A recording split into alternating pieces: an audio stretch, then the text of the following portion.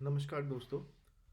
मुझे आज ये वीडियो इसलिए बनाना पड़ रहा है क्योंकि मैं देख रहा हूँ कि मेडिकल फ्रेटर्निटी से काफ़ी लोग डॉक्टर्स या फिर पीजी स्टूडेंट्स और एमबीबीएस स्टूडेंट्स भी आजकल एक नैरेटिव की तरफ ले जा रहे हैं हमको। आ, और उनके अनुसार कि एमबीबीएस आज अपना शाइन खो चुका है। एमबीबीएस करने का कोई वर्थ नहीं है। एमबीबीएस डॉक्टर्स को 20,000 25,000 तक की सैलरीज ऑफर हो रही हैं जो कि अनइमेजिनेबल है। कुछ ने तो यहाँ तक कह दिया कि महाराष्ट्र में जब कांस्टेबल भर्ती थी तो उसमें काफ़ी सारे एमबीबीएस डॉक्टर्स ने अप्लाई किया। डेफिनेटली कुछ ना कुछ इश्यूज तो हैं, मगर कुछ भी इतना बुरा नहीं है। एमबीबीएस आज भी इंडिया की number one stable, most respectful, most resourceful profession है। अगर मैं एक रैंकिंग दूँ, इसके लिए एक सेपरेट वीडियो बनाऊंगा कि कौन सा प्रोफेशन मेहनती बच्चों को फॉलो करना चाहिए। मगर इन जनरल लार्जली मेरे से पूछोगे तो नंबर वन डॉक्टर आता है, नंबर टू पुलिस आता है, number three government jobs like irrigation, income tax related departments, electrical departments, इस तरह के काफ़ी सारे हैं। मगर the top notch position is always occupied by the medicine, MBBS. और इस वीडियो में हम समझते हैं क्या चल रहा है, क्या डिस्कस हो रहा है और रियल नैरेटिव क्या हो सकता है। तो देखिए, सबसे बड़ी बात यह है कि पहली बात तो ये वीडियो किसी भी डॉक्टर को बैड या ग्रीडी बोलने के लिए नहीं है। उनका कंसर्न वैलिड है, मगर ये वीडियो जस्ट ये काउंटर करता है कि थिंग्स डायनेमिक होती हैं।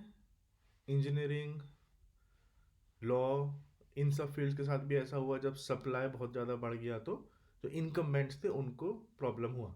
सेम थिंग यहाँ थोड़ा बहुत हो रहा है, मगर कुछ भी अलार्मिंग सिचुएशन नहीं है और एक्चुअली जो हो रहा है वो बहुत अच्छा हो रहा है।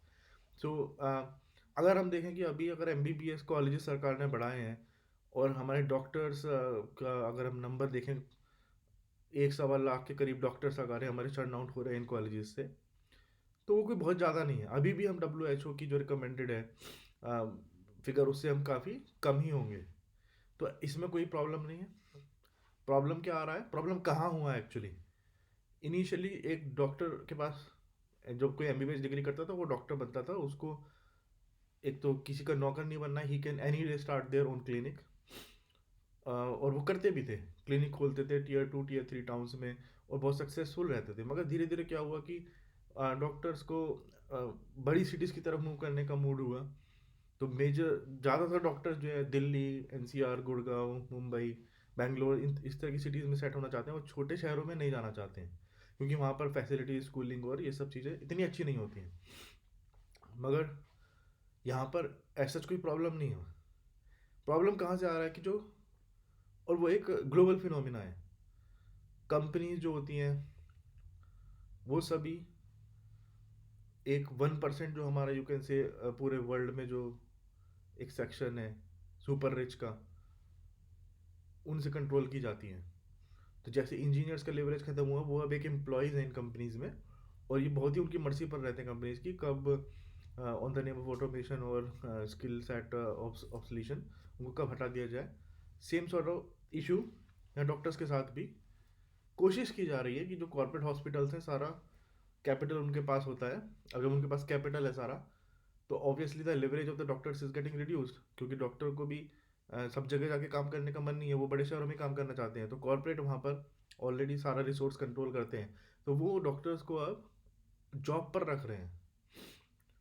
इनिशियली जब तुम्हारे पास एक्सपीरियंस नहीं होता है 0 से 6 7 ईयर्स तक, तो कोई भी डॉक्टर के पास जाना नहीं चाहता है, उन डॉक्टर्स के पास प्रेफरेबली, बिकॉज ये हेल्थ का मैटर है। तो वहाँ पर प्रॉब्लम आती है डॉक्टर को। एमबीबीएस प्लेन है या initial years of after MD, तो वो लोग क्या करते हैं, फिर एक प्लेटफॉर्म ढूंढते हैं। अब प्लेटफॉर्म या तो वो खुद बनाए, सरकारी जॉब करें अननोन शहरों में, छोटे शहरों में, जो उनको पसंद नहीं है। तो वो ऑब्वियसली उनके पास ज़्यादा बड़े शहर में जाकर क्लिनिक खोलें, कोई आएगा नहीं। आएगा मगर इतना नहीं आएगा जो एक्सपोनेंशियल जो रिटर्न्स डॉक्टर्स का प्रोफेशन देता है, वो नहीं आएगा। Definitely they will out earn the engineers even in those cases. If an MBBS fresh doctor starts practicing in Gurgaon, still he will make much more than what a 15 years IT experience guy could make, अगर वो अच्छा doctor होगा तो ठीक से काम करता है, अपने कार्ड सही से प्ले करता है, मगर वो थोड़ा आसान भी नहीं होता, उसमें काफ़ी ज़्यादा कॉम्पिटिटिव होना पड़ता है। तो the easier path is they join a private hospital, वहाँ पर एक सीलिंग होती है 2 से 3 lakh, may be less for some very fresh doctor. वहाँ पर उनको पूरा टाइम फॉलो करना पड़ता है, ज़्यादा वो रूडली बिहेव नहीं कर सकते हैं पेशेंट्स के साथ। जो सब चीज़ें वो क्लिनिक पे करते हैं, जो पूरी लग्जरी यूज़ करते हैं, कितना भी वेट करवा सकते हैं पेशेंट्स को, वो सब वहाँ पर नहीं होता कॉर्पोरेट में, because you have to be accountable to the management. वो चीज़ हिट हिट करती है। अब वो कोई हमेशा के लिए नहीं है, वो 4-5 साल के लिए रहेगा। 4-5 साल के बाद ये सभी डॉक्टर धीरे धीरे अपना साइड प्रैक्टिस स्टार्ट करते हैं, मल्टीपल हॉस्पिटल्स में जाते हैं, दे आर कंसल्टेंट्स। वो कोई वहाँ पर फिर भी वो जॉब लेकर नहीं बैठे कि जॉब से निकाल दिया तो बर्बाद हो जाएंगे इंजीनियर्स की तरह। वो अपनी मल्टीपल स्ट्रीम चलाते रहते हैं, छोटा मोटा क्लिनिक भी चलाते रहते हैं। तो धीरे धीरे धीरे वो इतनी स्टेबिलिटी की तरफ जाते हैं जितना स्टेबिलिटी कोई इंजीनियर इमेजिन भी नहीं कर सकता है। 1% को छोड़ दो, 1% तो हमेशा फेसबुक वगैरह में करोड़ों कमाते हैं इंजीनियर, उनको अभी हटा दो। हम जो कंपैरिजन कर रहे हैं, majority of MBBS doctors versus majority average guys of IT, तो हमेशा doctor wins all hands down. बीच में थोड़ा सा सरकार ने क्या किया था, ब्रिज कोर्सेज करवाने की कोशिश की थी कि ब्रिज कोर्सेज में जो आयुष के डॉक्टर्स हैं उनको 2-2.5 साल का कुछ वैलिडेशन करवा के वो बेसिक मेडिसिन प्रैक्टिस करते हैं, मगर उसका वेहमेंटली अपोज किया गया डॉक्टर से, बिकॉज ऑब्वियसली वो नहीं चाहेंगे कि इतने सारे डॉक्टर्स आ जाएं एक साथ। तो उसके लिए सरकार को इनको पैसिफाई करना चाहिए, क्योंकि हमको डॉक्टर्स चाहिए। हमको अनरीजनेबल एक्सपेंसेस जो देखते हैं हम, एक हमको स्पेंड करना पड़ता है डॉक्टर्स के पास जाने के लिए, उसको ब्रिंग डाउन करना है। कुछ ना कुछ रैशनल तो होना चाहिए ना। अभी मैं एक एग्जांपल देता हूँ। एक डॉक्टर है, ही मस्ट बी अराउंड, ही और she must be around mid 40s, 45, 46, 48 something. That doctor is earning around 10 to 15 crores per annum. उनका अपना क्लिनिक है, क्लिनिक रेवेन्यू जनरेट करता है, प्रॉफिट जनरेट करता है, काफ़ी ज़्यादा प्रॉफिट जनरेट करता है, जो कि लैक्स में होता है, may be 30-50 lakhs per month. फिर वो अपना पेशेंट्स देखते हैं, 50 to 60 पेशेंट्स अपने क्लिनिक में देखें, नर्सिंग होम उनका जो है उससे रेवेन्यू जनरेट हो रहा है।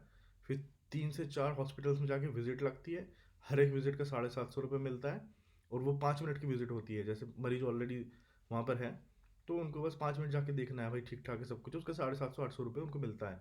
दिन में 4 से 5 सर्जरी करती है वो, और वो हर एक सर्जरी का 25 से 30 हज़ार मिलता है। तो इस तरीके से उनका एनुअल रेवेन्यू हो जा रहा है 10 से 15 करोड़, और वो अपने मालिक हैं। क्या ऐसा कोई इंजीनियर सपने में भी सोच सकता है? अगेन 1% लोग अपनी कंपनी सक्सेसफुल करते हैं, मगर वो 1% से भी कम होते हैं।